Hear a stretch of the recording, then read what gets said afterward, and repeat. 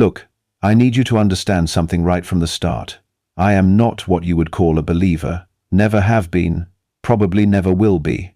The name's Tobias Grant, and up until 3 months ago, my biggest concern was whether the vending machine at the garage would finally stock something other than stale pretzels.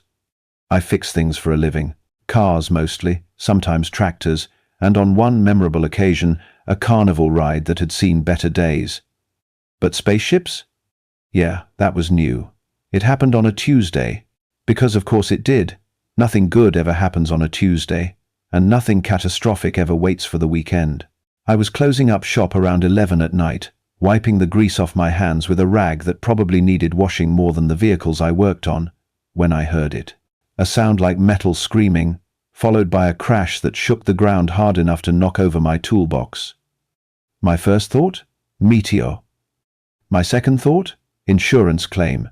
My third thought, the one that actually got my legs moving, was that whatever just landed probably landed on my property, and I should at least take a look before calling someone official. The crater was maybe 50 yards from the garage, carved into the empty lot where I had been planning to expand someday, if business ever picked up enough to justify the expense. Steam rose from the impact site, and in the center sat something that definitely was not a meteor. It looked like someone had taken a torpedo, crossed it with a sports car, and then beaten the whole thing with a hammer for good measure. Panels were bent at angles that made my teeth hurt, and a thick blue liquid oozed from several cracks along the hull. And then the hatch opened. I am not ashamed to admit that I jumped back about 3 feet. What emerged was not little, not green, and definitely not friendly looking. It stood maybe 7 feet tall, with skin that shimmered between copper and bronze under the moonlight. 4 arms, 2 on each side, and a face that reminded me of those ancient masks you see in museums.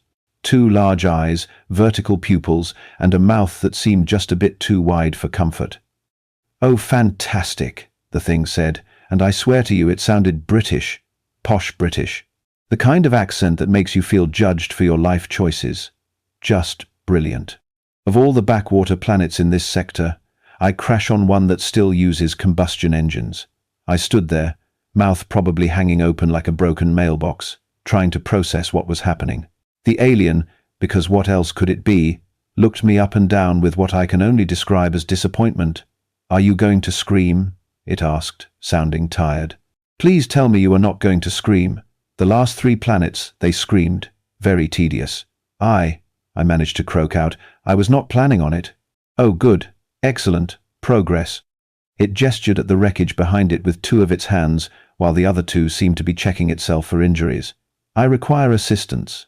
This vessel has sustained catastrophic damage to its primary propulsion system, secondary navigation array, and, if I'm being completely honest, its aesthetic integrity. Can you fix it?" I laughed. I actually laughed, which in hindsight might have been rude, but come on. Fix that? "I fix cars, buddy. Earth cars.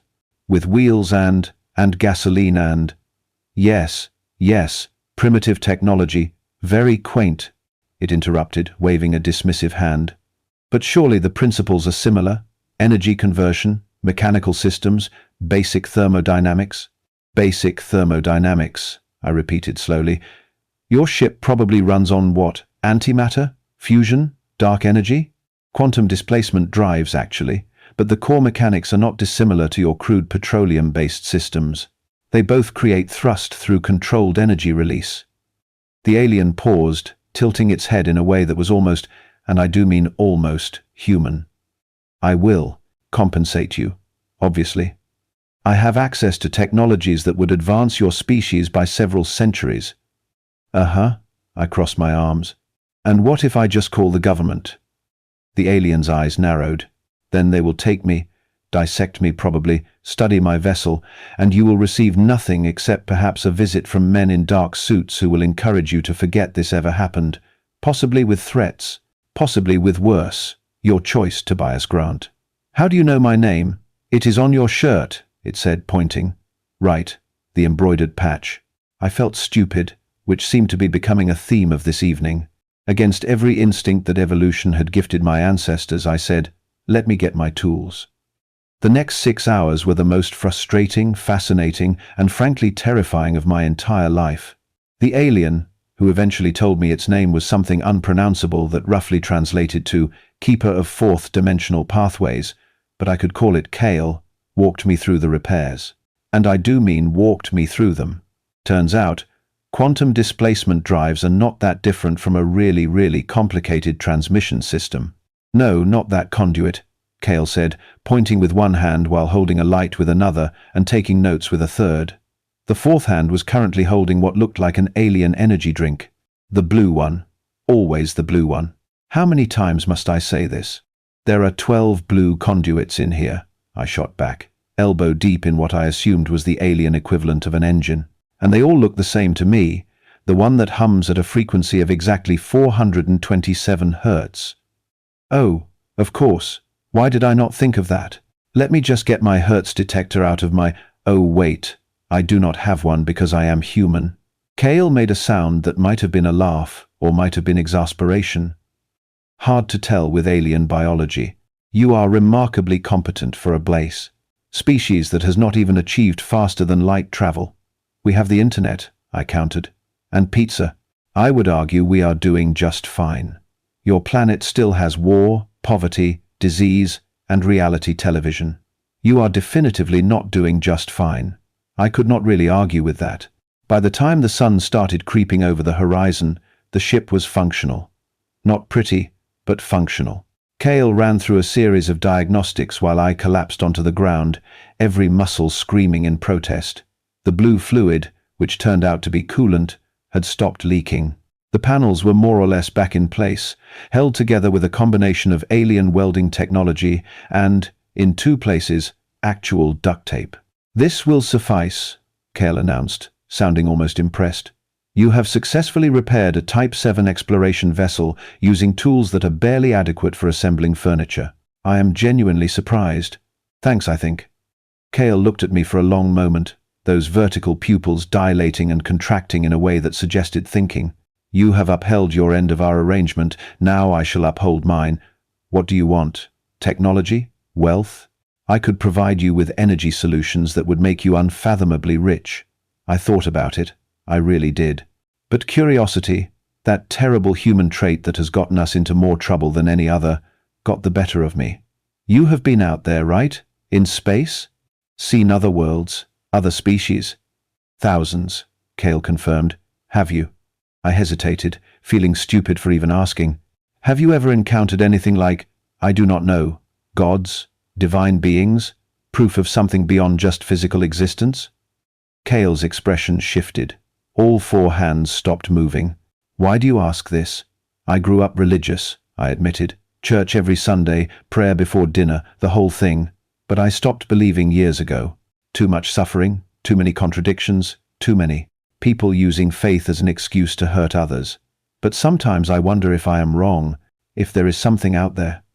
The silence stretched between us, broken only by the cooling ticks of the ship's hull and the distant sound of birds starting their morning songs. Finally, Kael spoke. "Get in the ship." "What?" "Get in the ship, Tobias Grant. If you want answers to that question, I can provide them. But you must see with your own eyes. Words will not suffice." Every rational part of my brain screamed no. Do not get in the alien spacecraft. Do not leave the planet with a being you met 6 hours ago. Do not make decisions of cosmic significance when you have been awake for 24 hours straight. But I was already climbing through the hatch. The interior was cramped, clearly designed for someone of Kael's proportions rather than mine. I squeezed into what I assumed was a passenger seat, which molded around me in a way that was either very comfortable or deeply unsettling. Panels lit up with symbols I could not read, and the hum of the engines or drives or whatever they were called vibrated through the floor. "Where are we going?" I asked, gripping the armrests as the ship lifted smoothly off the ground. Kael's hands danced across the controls with practiced ease. "Approximately 2025 years into your past, to a small region you would know as Judea, to witness an event that your species has debated, killed over, and built entire civilizations around." My stomach, which was already not happy about being in a flying alien craft, did a complete flip.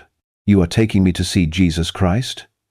"Not exactly," Kael said, and something in that voice made my blood run cold. "I am taking you to see the truth. And I warn you now, Tobias Grant, The truth is rarely what we want it to be. Are you certain you wish to proceed? I looked out the view screen as Earth dropped away beneath us, clouds and continents shrinking to toy size, the curve of the planet becoming visible against the black of space. Somewhere down there was my garage, my apartment, my ordinary life. A life I could return to if I said no right now. Show me, I said. Kael nodded, and the stars began to streak. Time travel, in case you were wondering, feels like being turned inside out while simultaneously falling through a tunnel made of lightning and regret. My brain could not process what my eyes were seeing. Colors that should not exist. Dimensions folding in on themselves. The sensation of moving both forwards and backwards at the exact same time. I threw up twice, which Kael assured me was actually below average for first-time temporal displacement. Most species manage at least 4 purges, Kael said, handing me something that looked like a tissue but felt like silk. You are doing remarkably well. I feel like my skeleton is trying to escape my body. Yes, that is normal. It will pass in approximately 90 seconds. The ship shuddered. Reality snapped back into focus like a rubber band pulled too tight and suddenly released, and we were somewhere else. Someone else.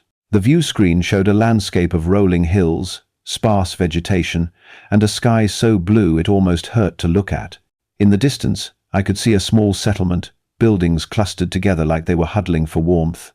Welcome to the year 33 of the Common Era, Kael announced, bringing the ship down in a small valley hidden from view. We are approximately 15 kilometers from what your historical records call Golgotha, the execution site. My hands were shaking, actually shaking. This is insane. This is completely insane. Time travel is not possible. Clearly it is, given that we just did it, Kael replied, far too casually for someone who had just broken several laws of physics. Now, we must be careful. My species learned long ago not to interfere with temporal events. We observe only. I have cloaking technology that will render us invisible to the local population, but we must still exercise caution. We left the ship, and the first thing that hit me was the heat. Dry, oppressive, the kind that bakes into your bones. The second thing was the smell. Animals, cooking fires, human waste, and something else I could not quite identify. Life, I suppose. Raw and unfiltered. Kael tapped something on one of its wrists, and a shimmer passed over both of us. Do not speak, unless absolutely necessary.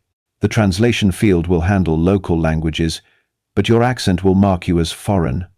We walked toward the settlement, my heart hammering so hard I thought it might crack a rib. People moved through narrow streets, dressed in simple robes, going about their daily business. Children played in the dirt. Merchants sold goods from small stalls. Everything looked simultaneously exactly like the history books, and nothing like I had imagined. Where is he? I whispered. Kael pointed toward a larger building at the center of the settlement. According to my chronological sensors, the individual known as Jesus of Nazareth is currently inside that structure, meeting with his followers. But that is not why we are here. Then why are we here? Patience, Tobias Grant. The revelation requires context. We waited. Hours passed. The sun climbed higher, then began its descent. My legs ached from standing, and the heat was making me dizzy. Finally, movement. A group emerged from the building. 12 men, talking amongst themselves, and at the center, a 13th figure. I stopped breathing. He looked ordinary. That was the first thing that struck me. Not glowing, no halo, no divine radiance. Just a man in his 30s, thin, weathered by sun and travel, with dark hair and darker eyes. He was laughing at something one of the others said, his hand on another man's shoulder in easy friendship. That is him? I asked, my voice barely a whisper. That is him, Kael confirmed. We followed at a great distance as the group made their way through the streets. Jesus stopped frequently to speak with people. A woman with a sick child, an elderly man sitting alone, a merchant who seemed troubled. Each conversation was brief, but intense. I could not hear the words from where we stood, but I could see the effect they had. People smiled. They cried. They looked at him like he was the answer to questions they had been asking their entire lives.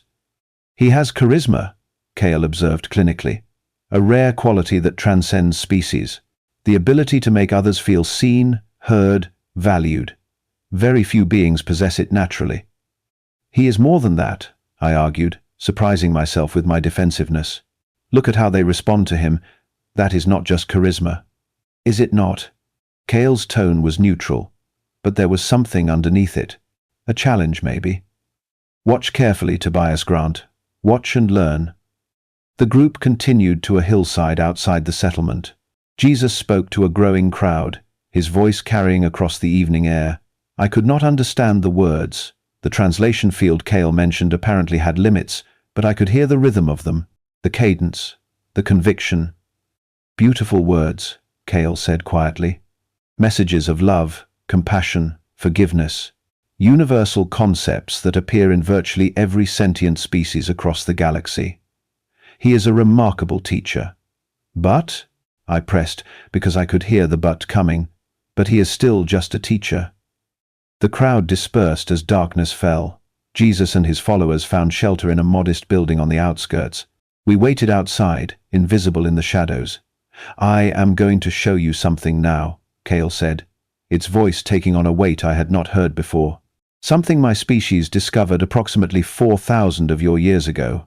Something that changed everything we thought we knew about the nature of existence. Kael held up a device, small and smooth, and pointed it at the building. A holographic display materialized in the air between us, showing heat signatures, molecular structures, and readings I could not begin to understand. What am I looking at? Life signs, biological data, genetic information. Kael manipulated the display, zooming in on one particular signature. Jesus, sleeping inside the building. Do you see anything unusual? I stared at the swirling data. I do not know what I am supposed to be seeing. Exactly. Kael's voice was soft now, almost sad. He is human, Tobias Grant. Completely, utterly, 100% human. No divine DNA, no celestial modifications, no mark of godhood in his cellular structure. Just a man. A brilliant, compassionate, revolutionary man, but a man nonetheless. The words hit me like a physical blow. But the miracles, the healings, the resurrection. Would you like to see? Kael asked, and without waiting for an answer, adjusted the temporal coordinates. The world blurred again, though less violently this time. We jumped forward several months. Same location, different scene. A crowd gathered around a man lying on the ground, clearly ill. Jesus knelt beside him, speaking words I could not hear, his hand on the man's forehead. Watch the biological readings, Kael instructed. I watched. The sick man's vital signs improved, fever reduced, inflammation decreased, but not instantaneously, not miraculously, gradually over the course of several minutes. Psychosomatic healing, Kael explained, the power of belief, of hope, triggering the body's own natural recovery systems, enhanced by touch, by connection, by the conviction that healing is possible. Impressive, certainly, but not supernatural. Your own species has documented the placebo effect extensively. No, I said, shaking my head. No, there is more than that. The walking on water, the feeding of thousands, the raising of the dead, another temporal jump. We stood on a shoreline at night, in the distance, a boat on the water, and a figure moving across the surface toward it. But Kael's scanners told a different story. A sandbar, hidden just beneath the waterline, creating the illusion of someone walking on the surface. Timing, geography, and very good luck, Kael said. The feeding of the multitude showed people sharing the small amounts of food they had brought with them, inspired by Jesus' example of giving. Not multiplication of loaves and fish, but the miracle of human generosity overcoming scarcity. And the resurrections.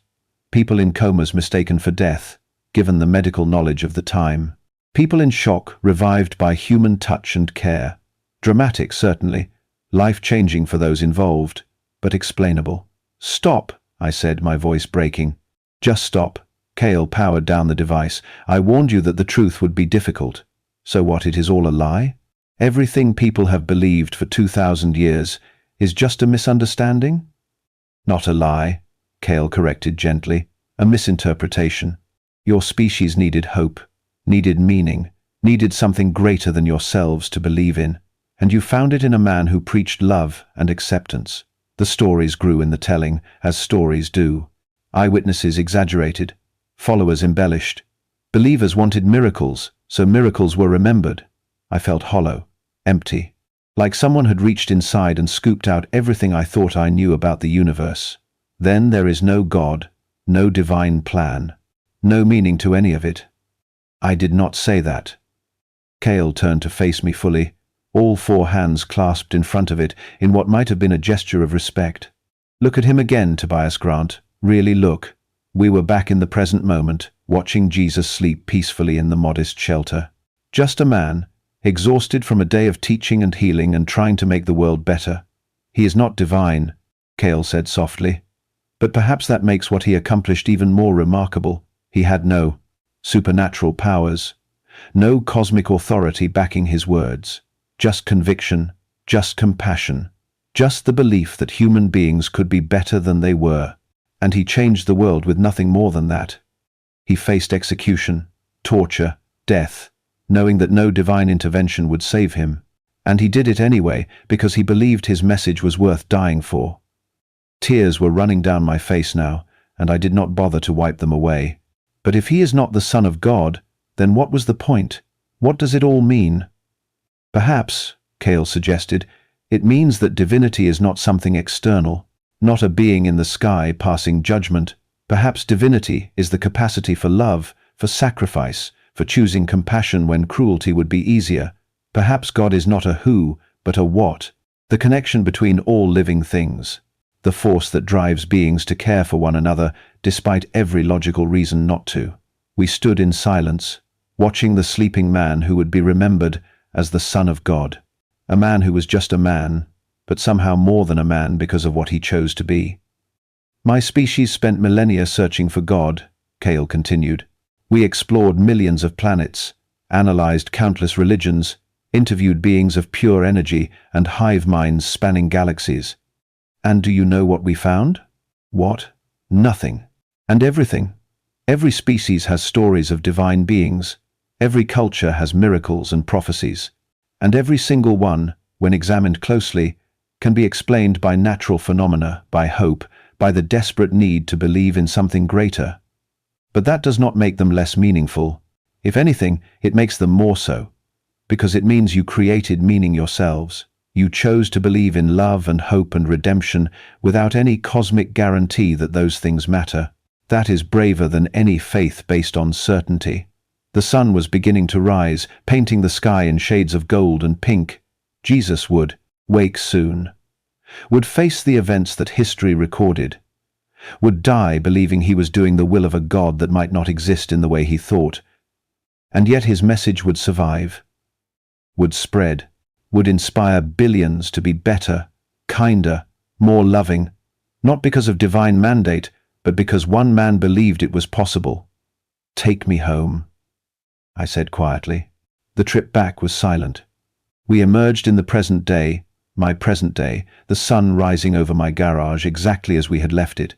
Kael brought the ship down in the same spot, the crater already filling with morning light. I am sorry if this was not what you wanted to hear, Kael said as I prepared to leave. No, I replied, standing at the hatch. No, it was what I needed to hear. Thank you. For the truth. What will you do now? I thought about it. About Jesus the man, not the God. About choosing compassion without divine reward. About creating meaning in a universe that might be fundamentally meaningless. About faith, not as certainty, but as choice. I am going to try to be better, I said finally, not because God is watching, not because of heaven or hell, just because someone 2,000 years ago thought human beings were worth dying for. Seems like the least I can do is prove him right. Kael made that sound again, the one that might have been a laugh. Your species is strange, Tobias Grant. Frustrating, violent, self-destructive, and utterly irrational, but also capable of remarkable things when you choose to be. Is that a compliment? The highest one my species has. Safe travels, Tobias Grant. Perhaps our paths will cross again. The ship lifted off, leaving me standing in the crater, watching as it streaked upward and vanished into the morning sky. Around me the world continued as it always had. Birds sang, traffic hummed on distant roads. The sun climbed higher. Nothing had changed. Everything had changed. I walked back to the garage, pulled out my phone, and made a call. had been putting off for 3 years. "Hey, Mom," I said when she answered, her voice thick with sleep and surprise. "I know it has been a while. I am sorry about that. Listen, I was wondering if maybe we could have dinner sometime. I have some things I want to talk about Dad, about church, about faith and what it means to be good." Her silence on the other end spoke volumes. Then, quietly, "I would like that very much." As I hung up, I caught my reflection in the garage window. Same face, same grease-stained clothes, same ordinary life. But something was different. Some weight lifted, some burden shared. I fixed an alien's ship, and in return, he showed me Jesus. What I discovered did shake my faith. But in its place grew something stronger. Not belief in divine intervention or cosmic justice, but belief in human capacity for good, in the choice to love when hate is easier, in the decision to hope when despair seems logical. Maybe that is what God is. Not a being, but a becoming. The slow, painful, beautiful process of choosing to be better than we are. The garage opened for business at 9. I had 3 cars scheduled for repair, a mountain of paperwork, and a vending machine that still only stocked stale pretzels. But for the first time in years, I was smiling.